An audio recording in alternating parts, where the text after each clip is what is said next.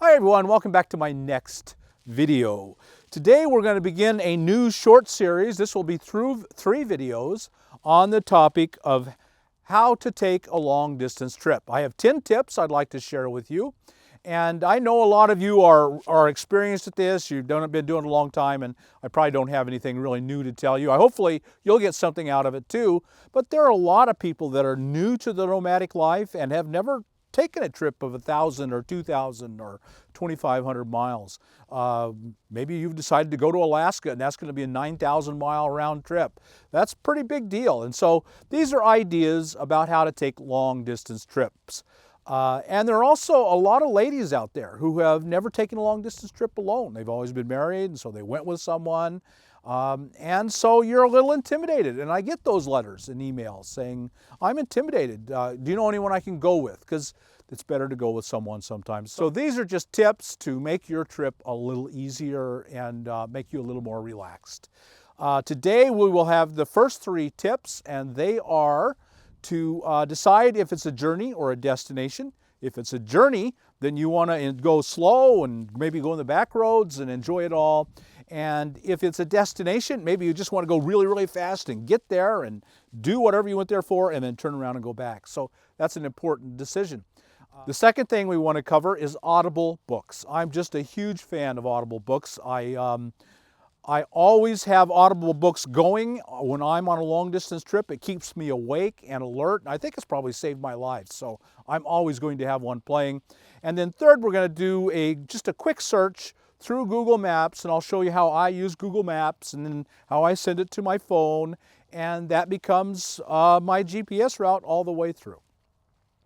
So I think this is going to be helpful to you. I hope so, even if you've been doing this a long time. So we're going to have 2 other videos after this one with the other 7 tips. So we're not going to cover it all at once. We'll cover it little by little. So let's check it all out and see if we can't give you some things you've never thought of before.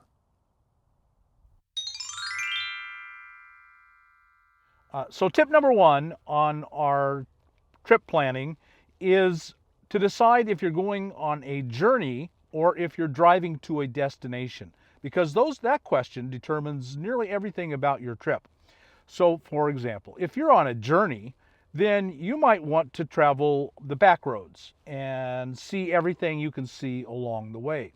But on the other hand, if you're going to a destination, say you're going to the RTR, that's one good example of a destination. You have 2 weeks off of work and you have to drive probably 8 days of driving, and you want to spend all the time at the RTR you can. Well, that's a destination. You want to zip there fast, turn around, and zip back fast. You're not lollygagging along the way or sightseeing along the way. It's a destination. Everything else, nothing else counts. If it's a journey, so one of the things I'm doing now in February is thinking about my summer. Where am I going to go in my summer? So I'm already formulating ideas for where I'm going in the summer. That's a journey. It might be 3 months. It might not be 2 weeks. It might be 3 months. Or on the other hand, maybe you have 2 weeks and you've decided you really want to go to Yosemite National Park. But along the way, there are other beautiful national parks. And so maybe you'll stop at one of their national parks and Yosemite. Well, then that is kind of a mix of the two, isn't it? So you might want to drive really fast to get to Rocky Mountain National Park, and then really fast to get Yosemite National Park, and then just really, really fast to go home. So that's a kind of a mixture of the two. So whether you go on the freeway or the back roads is determined by if it's a journey or a destination. Once you know that, how much time you want to spend in between, then you can start your route planning.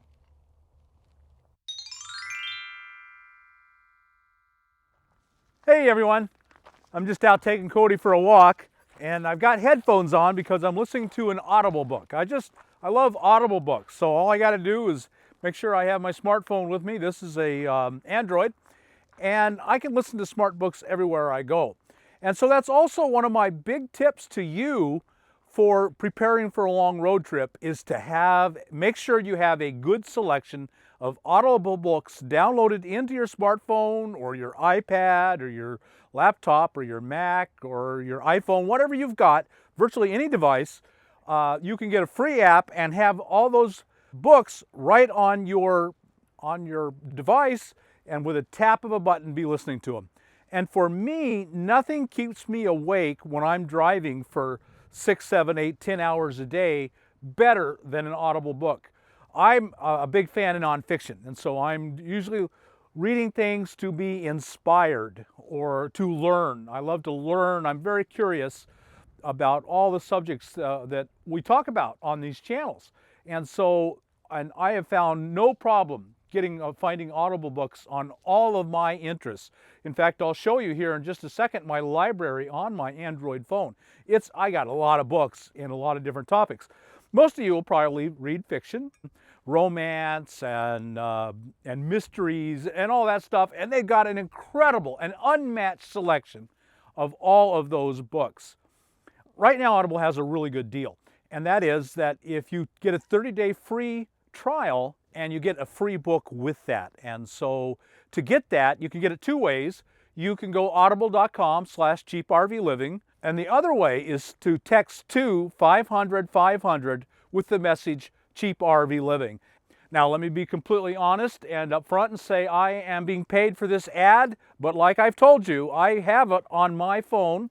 I have been listening to them for years. I'll show you my library.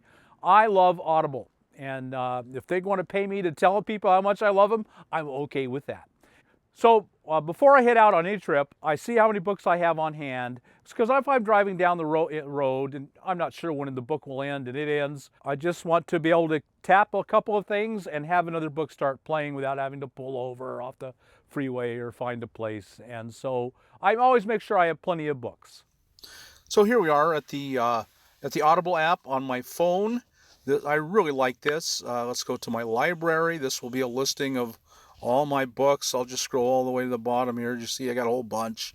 I've been reading Audible books for a very long time. I really like it. Let's just take the... Them in a plastic bag. Then we take the waste basket out of the bag and put the bag in the waste basket. I can jump to a different chapter. Chapter 12. An ounce of prevention. I can jump forward, slide forward, lots of controls. I just really, really like Audible. It's a terrific thing for me. I wouldn't go on any long distance drive without it. One of the things I like most about Audible is that unlike all the other services, I own the book. If I decide not to subscribe anymore, I still get the book and I get to keep it. It's mine to keep. And because I don't have a physical book, keeping it's really simple. I just keep it on a card on my phone, and if that card gets full, I take it out and put another card in. So I really like that. Another thing I like is the ability to share the book with someone else. If that person has never received an audio book before by share, I can share it with them and they can read it as well. So that's a very handy feature. One of the things I like most about it is they have a great listen guarantee. If I get a book and decide it isn't good, I can just swap it for another book. And also, wherever I am, if I'm stuck somewhere in a line and I've got my smartphone, which I always do, I can pull that thing out and listen to a book right then and there. Or if I decide to pull over for lunch and I get in there and I can just pull it up and listen while I'm eating lunch. It's a tremendously handy thing to have my whole library basically in my smartphone. Audible also offers Audible Originals, and every month they come out with a new series of Audible books that are written specifically for Audible. You cannot get them any other way, but they're free if you're a subscriber. And those are great in and of themselves. So here you get a whole bunch of free books every month, and not beyond just the one of any of the library. You get a bunch of the Audible Originals. Just as an example, very recently I read Nomadland by Jessica Bruder. And it's a story about the RTR and about a woman who was forced into living in a van and an RV, and it follows her life for several years. In fact, they're turning it into a major motion picture right now. And so it's really going to bring a lot of attention. And having it available in Audible, I think, is just amazing. And right now, Audible has a really good deal. And that is that if you get a 30-day free trial and you get a free book with that. And so to get that, you can get it two ways. You can go audible.com/cheaprvliving. And the other way is to text to 500 500 with the message cheap RV living. And then you'll get back a link to get you that free trial with a free audiobook. Okay, so once I've got all my Audible books ready, I am ready for number 3, tip number 3. So then tip number 3 is to begin your actual route planning. I mean, specific details about where you want to go. When we come to think about route planning, mainly this is either going to be physical maps or GPS or mainly websites and apps. Now, I'm still a big fan of maps, and I know most of you are not. Maps are going the way of the dinosaurs. I'm kind of an old dinosaur myself, just because I love maps. I get maps out and I study them and I look at them. But I know a lot of you are going to just use your GPS or Google Maps. I mean, let's face it, the very first thing anyone should do if you're planning a trip from Bar Harbor, Maine to the RTR in Quartzsite, Arizona, is get out, fire up your laptop or your iPad or your phone or whatever you're using, and say Google, put it in Google, from Bar Harbor, Maine to Quartzsite, Arizona. So then it will show out a path. And now that is a basic path. You'll know the miles, you know what they think is roughly the hours. To me, that's the first step in any route planning. But based on tip number 1, you will have decided, I'm just going really fast, and so maybe you are just going to stay on the freeways. And that's probably what Google will tell you. Just stay on the freeways and get there really fast and really soon. But it's not a destination, it's a journey. Maybe you want to stop lots of places. Well, you've got this basic outline laid out by Google. Now you want to modify it by researching the trip. Where are the prettiest places along the way, or where are the most interesting places for you along the way? Here's the first thing I'm going to do when I'm planning a route. I'm going to go to Google Maps. I mean, it's just obvious, isn't it? But a lot of people don't use this feature, so I wanted to show you that it's here and it's easy. And so I would go to a Google search bar. You'll see we've already done it, typed it in, and type in Bar Harbor, Maine to Quartzsite, Arizona. And then it's going to take us right to this map. This is what it's going to show us. Now you have to know some of the country. I know that this is following right down here to Interstate 40. It drops down, gets on 40, takes 40 across, and right here it leaves 40 up. It's probably Winslow, and drops through the mountains to Phoenix and then across on Interstate 10. This is very high, very cold country, real risk of snow. I would not consider doing this in the winter. Google doesn't know that. So instead, I would force the map to go to a different direction. Now, let me show you. I'm going to take off my picture because that's just distracting. And then I'll show you what I would do instead. So I'm going to click on this tab where I've already done it. And you can see that it's the same route. And what I'm going to do is I'm going to add a destination. I'm going to force it to go to Dallas. Let me show you. Dallas is here.